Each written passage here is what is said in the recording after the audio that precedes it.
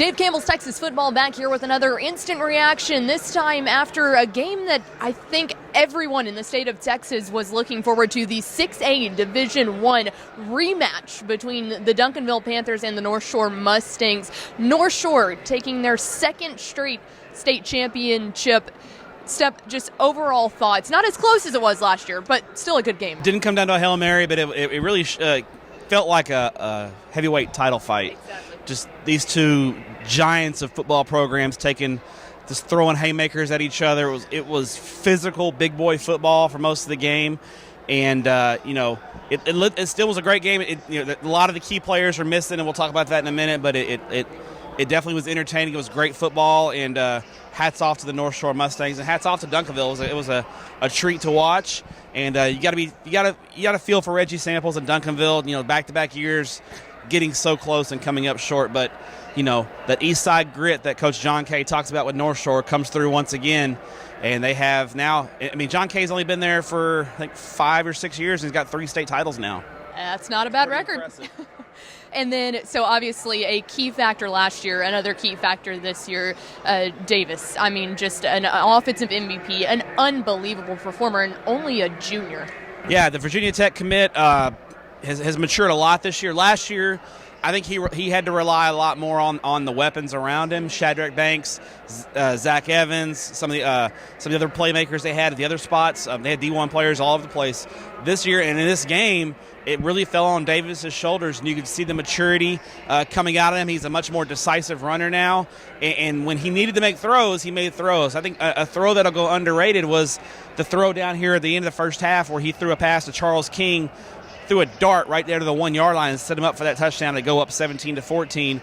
He didn't throw it much, but when he did throw it, he made a lot of big plays. I think he's matured not only as a player on the field, but as a leader too, because you could see him directing the blockers as to where he wanted them to go. He's a maestro, and his pocket presence and his sense of awareness of the game, you can't really teach that. He's just got a feel for the game, and that's going to take him a long way. And a big credit of that does go to the North Shore offensive line. First off, total units, man. Those are some dudes out there, but they really do allow Davis to be able to stay calm in the pocket. Yes, I was down there on the field pregame, and I'm a big guy, and they made me look small. Yeah, they are large children, and they did a great job. Duncanville defensive line is nasty, and last year I felt like Duncanville's defensive line won the battle with the North Shore offensive line. I think this year the North Shore offensive line won the battle. They didn't break off a lot of big runs, but they were very consistently 3, 4, 5 yards a pop, churning out first downs, churning out clock, and really did a great job of kind of controlling the tempo of the game. I thought that was very key. And then you mentioned this a little bit earlier, both of these teams actually coming in with some pretty notable players not being on the field for them. How did you think that they handled those from both sides of the ball? So, Duncanville losing Jaquin Jackson last week in the Rockwall game to the torn ACL. I thought freshman quarterback Chris Parson played great. Considering the circumstances, I thought he was very good. I mean, he made some freshman mistakes, but you have to expect that. But I thought he made some good throws. He showed the flashes of talent that he has.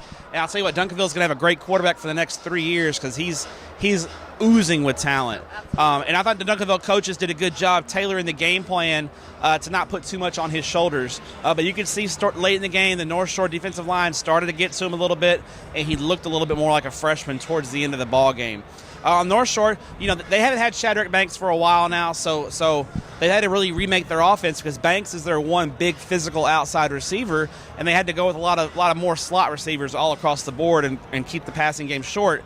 But that opened up that long pass at the end of the game because that safety bit on that short route, and Charles King got wide open at the end of the game. And not having Zach Evans, who was sent home yesterday, due to disciplinary reasons. You knew Roger Hagan was going to get the carries, but Hagan's been doing that all year. Evans hasn't been around for every game. He was suspended earlier in the year, and he didn't play the first half last week against Lake Travis. So they kind of were comfortable with that, and I thought Hagan had a great game. He's not as big as Evans, and he couldn't run through as many tackles as Evans does, but I thought he did a great job, and then Davis, I think, took a little more of the running game on himself as well. Absolutely. So I think that just really shows how elite both of these programs are. Next man up.